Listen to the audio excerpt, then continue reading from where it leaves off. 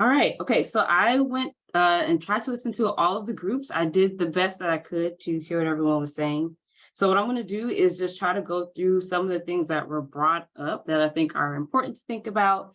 And then we will stop the recording so that way we can actually have a really open conversation about all of these different questions and topics that folks brought up that I was able to hear. If there are other things that you feel like we should discuss as the larger group, please put them in the chat.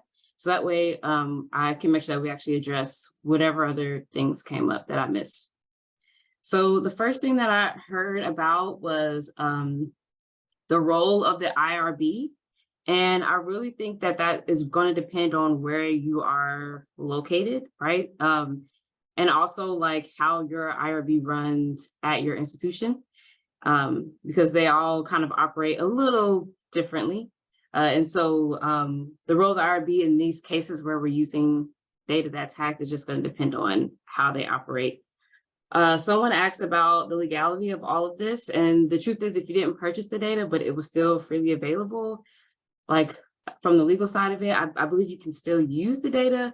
But the thing is, and this is why we had one of those additional questions about conferences. A lot of conferences now, they require a lot more information about where you got your data. And so sometimes some conferences, they will actually, not allow you to, or they will reject your paper simply based off of where you got your data. Like if it's not clear, if it doesn't make sense, some of them actually require you to put like an IRB number or something down to kind of prove that you got your data in a legal way. And so that would likely stop you from being able to do that. Someone in one of the other groups talked about harm. They said they were really thinking about this from the perspective of is using this data going to do harm? And I would also like us to consider who gets to define what harm is in any of these situations, and try to keep that in mind as you decide if data is harming others and from what perspective you're considering that from. There was a question about consent and disclosure, or not a question, but that seemed to come up as well about should we consider that here? And should we disclose what's going on? And we can talk more about that when the recording has stopped. But that is an important point that folks brought up.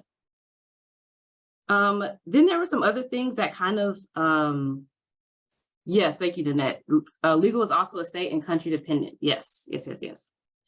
The other thing that was discussed was data or research communication, access to research, access to data, and what that really looks like.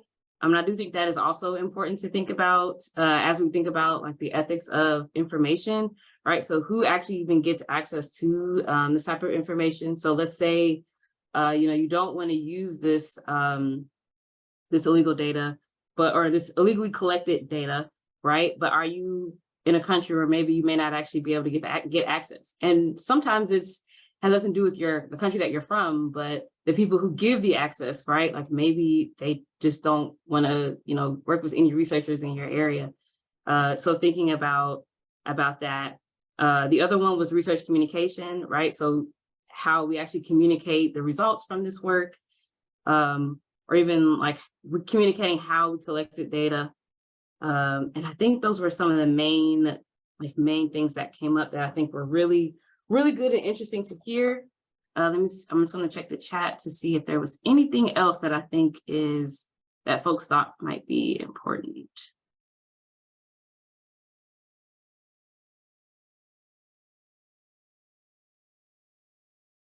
Okay, there's a question. How does using publicly available data that has been breached differ from someone doing research using deception and incomplete disclosure? Sorry, hold on. Research using deception and incomplete disclosure and meeting IRB requirements. So that's a good question. So what does it mean for you to even do research using deception and incomplete disclosure? And usually deception is when you get consent from, the participant to collect data about them from one way or another. And in that communication with them, you would be telling them what you're using the data for. And deception is where you wouldn't actually tell them the full story, right? And so you're saying, how does this differ? And I think there's a few ways. Let's actually talk about this once the recording stops, so folks can chime in on that. But I just want to make it clear, like usually when we use deception is when we're getting consent. Okay, and then the role of power and who gets to be quantified or gazed at. Yes, that's also a good one. Yeah, yes. So thinking about how power plays into, data being hacked, data being used in any kind of capacity, that's something else that's important to think about. All right, let me just give it a beat here to see if anybody else has a comment that that we should mention for the recording.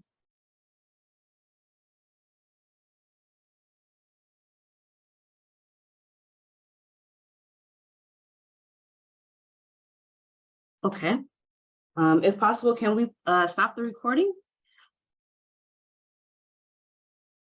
Thank you all for watching. For more information on SICSS-Howard Mathematica, visit our website, follow us on social media, and join our email list.